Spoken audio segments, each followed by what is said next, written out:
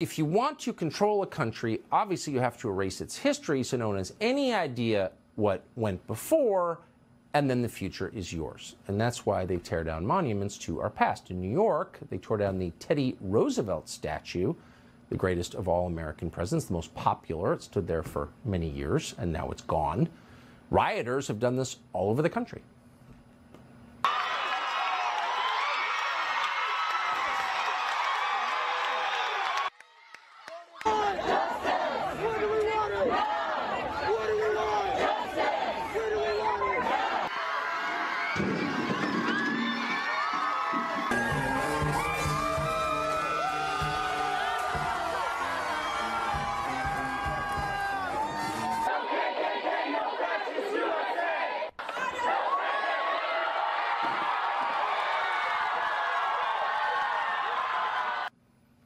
So that wasn't enough. So now woke lunatics at the Pentagon have decided to desecrate America's biggest and most significant cemetery, Arlington National, right across from Washington, D.C., and tear down a memorial to Civil War dead.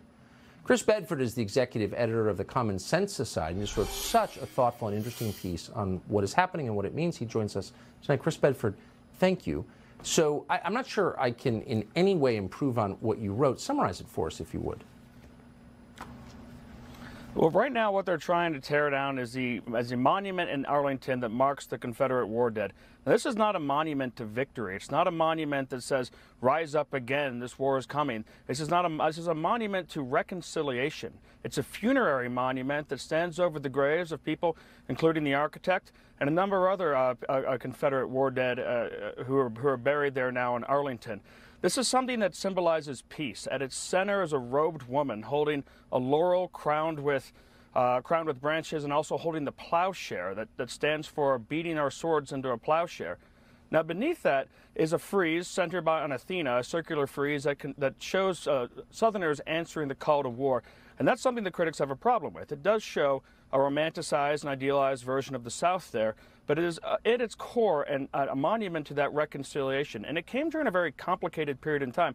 If we think that 2020 was complicated, the period after the Civil War, where about 2% of the American population gave their lives in battle, was extremely tense and complicated. For decades afterwards, Confederates were not even allowed to not even the families were allowed to tend the graves of those who were fallen. But America actually got through what most countries never get through. They got through the Civil War, and 30 years later, when they ended up fighting side by side in the Spanish-American War, that mutual affection was rekindled. And there was a softening of hearts, and people who had fought on both sides reached out to each other and said, we're going to try and come together and build something to reconciliation. Now, the people who built this, the Daughters of the Confederacy, know that this was not a perfect country. Not a single one of them could vote at that period. There were still a lot of problems that we had to get through, but coming together in that complicated history is what's essential for us to remember, and tearing it down is very simple-minded. How vicious to do this to a graveyard 150 years later. Very quickly, is there any way to stop this erasure of American history? It's not theirs to erase, is it? I think there is. The Congress has given the Pentagon the ability to erase these things, but they're talking about base names and roads. Things like Arlington National Cemetery fall under the U.S. Commission of Fine Arts. That's part of the cemetery. That's civic architecture. That's something the military, though they like to bulldoze over authority, actually has to maybe take a back seat to. Yeah, you can't desecrate graveyards. Sorry. I don't care who's buried there. Chris Bedford, thank you. Appreciate it. Thank you.